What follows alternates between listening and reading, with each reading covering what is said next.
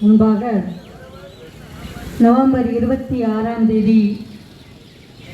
டெல்லியிலே டெல்லி சலோ என்ற முழக்கத்தோடு விவசாய பெருமக்கள் தங்களுடைய நியாயமான கோரிக்கைகளை வலியுறுத்தி பல லட்சம் விவசாயிகள் ஒன்று கூடி பல்வேறு கோரிக்கைகளையும் அந்த விவசாய திருத்த சட்ட மசோதாவையும் சட்டத்தையும் வாபஸ் பெற வேண்டும், திரும்ப பெற வேண்டும் என்பதை வலியுறுத்தி போராடியதனுடைய விளைவாக லட்சக்கணக்கான விவசாயிகளுடைய எதிர்ப்பால் மோடி அரசு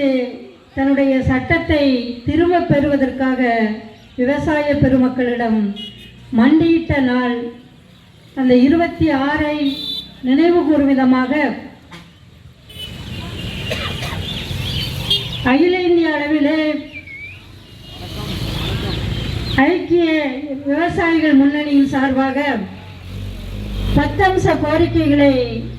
வலியுறுத்தி தமிழ்நாட்டிலும் எல்லா மாவட்ட தலைநகரங்களிலும்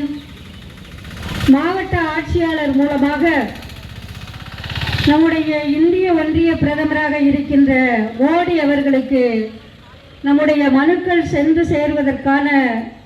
ஒரு பிரச்சார இயக்கத்தை எஸ்கேஎம் முன்னெடுத்திருக்கின்றது. அதனுடைய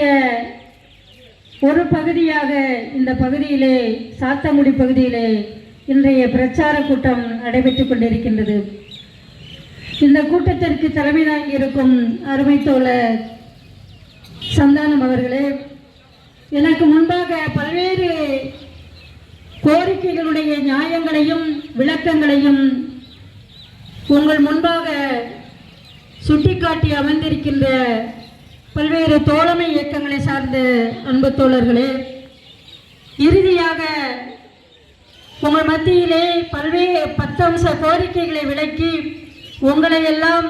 மாவட்ட ஆட்சியாளர் அலுவலகத்திற்கு முன்பாக வர கேட்டுக்கொள்ள இருக்கின்ற தமிழ்நாடு உழவர் சங்கத்தினுடைய பொறுப்பாளர், தமிழ் தேச மக்கள் முன்னணியினுடைய தலைவர்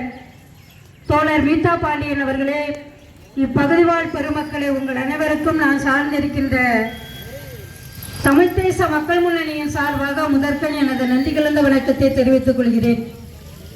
தோழர்களே, 10 அம்ச கோரிக்கைகளை முன்னிறுத்தி நம்முடைய தோழர்கள்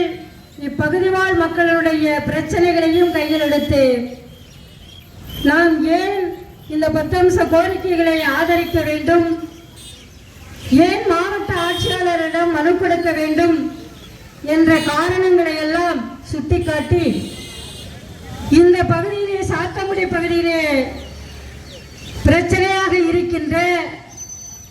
தன்னுடைய விவசாயத்திற்கு பிரச்சனையாக இருக்கின்ற பல்வேறு பிரச்சனைகளையும் சுட்டிக்காட்டி உங்கள் மத்தியிலே உங்களை எல்லாம் மாவட்ட ஆட்சியாளர் அலுவலகத்தை நோக்கி வருவதற்காக தங்களுடைய கருத்துக்களை முன்னிறுத்தி உங்களை வேண்டி விரும்பி கேட்டுக்கொண்டிருக்கின்றார்கள். தோழர்களே,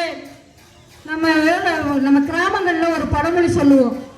உழுதுவன் கணக்கு பார்த்தா உனக்கு கூட மிஞ்சாது என்று. ஆனால் நாம் இந்த உலகத்தையே இந்த சமூகத்தையே நிலைநிறுத்தக்கூடியவர்கள் யார் என்று சொன்னால் நம்ம மோடி கூட சொல்றாரு, இந்த சமூகத்தினுடைய முதுகெலும்பு விவசாயிகள் அப்படின்னு சொல்றார். ஆனால் அந்த விவசாயிகளுடைய முதுகெலும்பை மட்டுமல்ல,